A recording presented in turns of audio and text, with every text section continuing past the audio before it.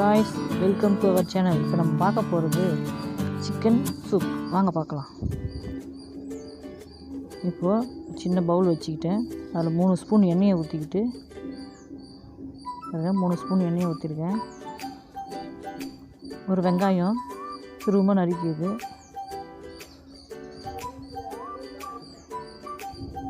நல்லா பச்சை வாசனை போக மட்டும் வதக்கிக்கணும். ரொம்ப வதக்கக்கூடாது, பச்சை வாசனை போகிற மட்டும் நல்லா வதங்கிச்சு பாருங்க. சும்மா லைட்டாக வதங்கினா போதும்.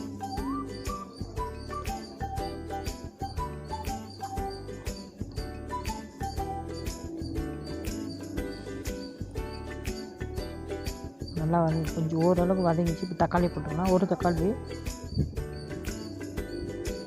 தக்காளியும் லைட்டாக வதங்கினா போதும். பச்சை வாசனை போகிற அளவுக்கு வதங்கினா போதும்.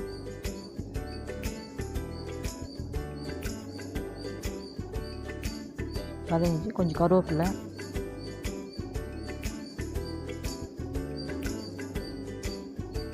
நல்லா வதக்கணும்.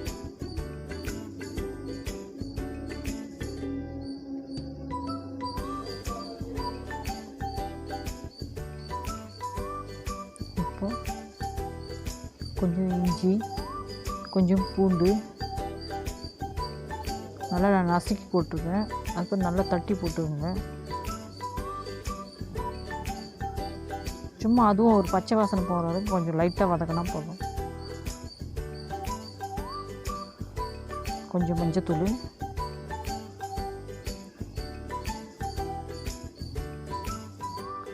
கொஞ்சம் தனியா பவுட்ரு, ஒரு 1/2 ஸ்பூன் தனியாத்தூள், மிளகாப்பொடி ஒரு ஸ்பூன்.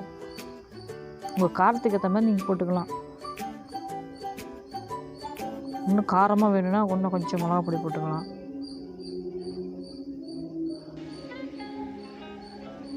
பாருங்கள், கறி நல்லா அலசி வச்சுருக்கேன்.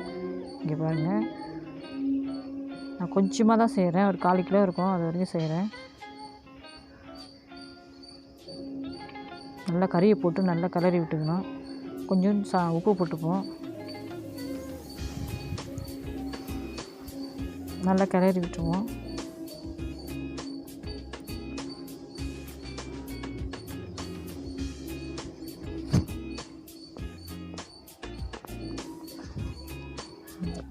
சிக்கன் போட்டேன், நல்லா கிளறி விடுங்க.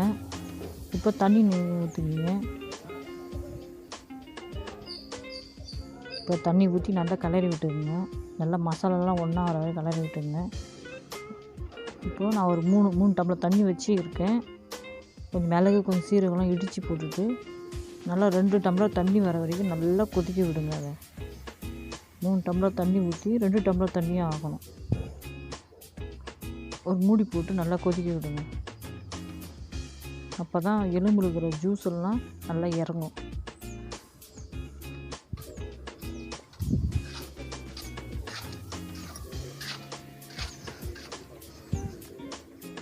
கொத்தமல்லி போட்டேன்.